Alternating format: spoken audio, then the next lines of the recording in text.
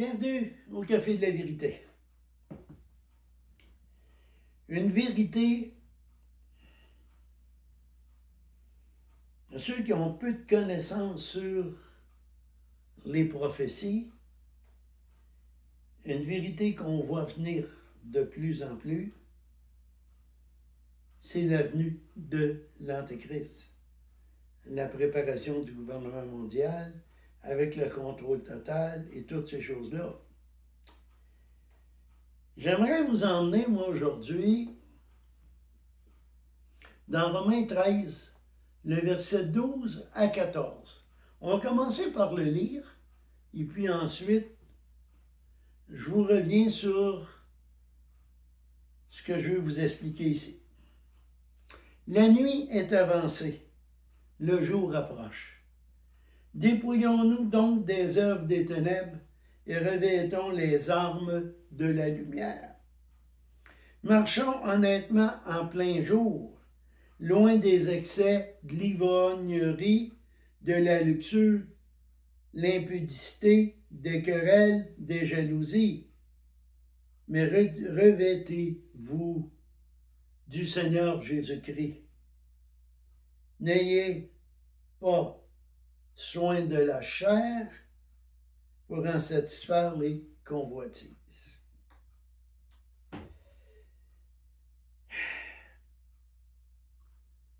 Aujourd'hui, on voit de plus en plus les problèmes quand tu veux dire aux gens, hey, t'es pas correct. Ton idole, là, faut que tu détruises ça, là. Regarde, c'est beau ta moto, c'est beau ta corvette, c'est beau ton avion, ton hélicoptère. Mais tu travailles 70 heures par semaine. Il te reste quoi pour ta famille, puis pour Dieu? Tu marches dans quoi? Dans le monde? Tu donnes priorité à tes biens plutôt qu'à Dieu? Est-ce que tu crois que tu es plus heureux parce que tu te promènes en Ferrari plutôt qu'en autobus? Le vrai bonheur n'est pas là. Le vrai bonheur est dans la présence du Seigneur. Le vrai bonheur, c'est celui du sacrifice de Jésus à la croix qui va nous emmener dans les cieux pour l'éternité. De plus en plus, même d'assemblées, d'églises supposément chrétiennes, vous enseignent un faux évangile. Combien, au lieu de vous dire, faut que tu laisses tel péché ou tel autre péché, va bien mieux vous dire, hey, t'es fin, t'es beau, t'es intelligent. Mais plus que tu vas donner, plus que ta dîme va être élevée, plus que tu vas recevoir sur l'autre bord. Dieu a commencé à faire du ménage. Il y a beaucoup de ces grosses églises de prospérité qui ont perdu énormément de membres. Il y a beaucoup de petites églises aussi qui en ont perdu. Et que les gens se réunissent entre eux autres ensemble. Pourquoi? Parce qu'ils suivent la parole de Dieu. Paul disait aux gens de Bérée, ce que j'aime de vous autres, c'est que vous vérifiez, vous ne croyez pas. Vous allez voir dans les Écritures. Vous, qu'est-ce que vous faites? Allez-vous vérifier? Fiez-vous pas là, à ce qui est écrit dans l'écran avant. Emmenez votre propre Bible, puis vérifiez. Dans les derniers temps, ça va être de plus en plus difficile. Ceux là, oh, moi je n'aurai pas de trouble, garde. J'ai 500 000 à la banque. Je vous le dis tout de suite, là. Avant 2030, vous allez avoir tout perdu. Bien avant ça. Le gouvernement mondial n'est pas fou, l'Antéchrist n'est pas fou, là. ils nous mettent ça marche par marche. Ça va être l'identité numérique. Après ça, ça va être l'argent numérique. Hein? Au début, il va y avoir un peu les deux. Après ça, ils vont en retirer une. Ils vont garder rien que l'autre. Pourquoi? Pour garder un contrôle sur vous. Et là, maintenant, ils vont dire, on saisit tout. Parce que la guerre, la famine, tout ça, on va régler tout ça. Tu n'auras plus de maison, tu n'auras plus rien. Tu as les villes de 15 minutes. Faites un peu de recherche, puis vous allez voir que c'est facile à trouver. Et bien des endroits, là, ils en parlent. Là. On est des villes de 15 minutes. C'est-à-dire que tu n'auras pas le droit de sortir plus que tant de fois par année. Et selon aussi ton nombre de points que tu vas avoir, parce que tout va marcher avec des points. Tu as fait une faute, perds des points. Tu as aidé quelqu'un, gagne des points. Tout va être contrôlé à 100%. On s'en va là, là. Hein? La nuit tire à sa fin. Le jour va se lever. Le jour va se lever, c'est le retour de Jésus. Mais après la 70e semaine de Daniel, donc les 7 ans de tribulation. Ils tuent des animaux, là. Ils détruisent des récoltes, créer la famine. Présentement, l'économie ne va pas bien, là. Si on vous dit que l'économie va bien, là, fermez votre poste de télé, hein?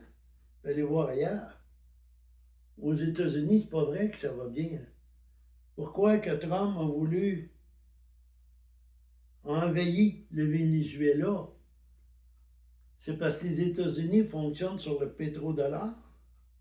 Et le seul pétrole qu'ils ont, c'est un pétrole léger qu'on appelle. Mais c'est du pétrole lourd qu'ils ont besoin pour faire le diesel, faire d'autres produits comme pour l'asphalte puis tout ça. Toutes les usines sont faites pour fonctionner avec les deux pétroles, pas rien qu'eux. Ce qu'ils voulaient, puis comme ils sont sur le bord de la faillite, ils n'ont plus eu le choix. Le Venezuela en vendait à la Chine. Ils vendaient 68% de leur production à la Chine. L'autre veut les prendre puis à ses conditions à lui. C'est là la vraie raison pourquoi il a attaqué là. C'est la vraie raison pourquoi il veut venir ici au Canada. C'est pour prendre nos choses. Au Groenland, c'est pour aller chercher les terres rares qu'il y a là. Il se croit l'élu, il se croit Dieu sur terre. Où est-ce qu'on s'en va? Ça ne sera pas drôle, ça ne sera pas le fun. On va aller voir Romains 3, 23.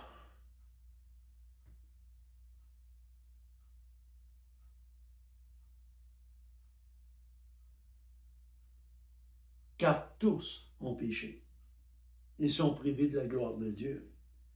Au 24. Mais ils sont gratuitement, gratis. Pas besoin de rien faire, sauf de l'accepter. Par sa grâce, par le moyen de la rédemption à Jésus-Christ. C'est par le sang de Jésus-Christ que nous sommes lavés de nos péchés.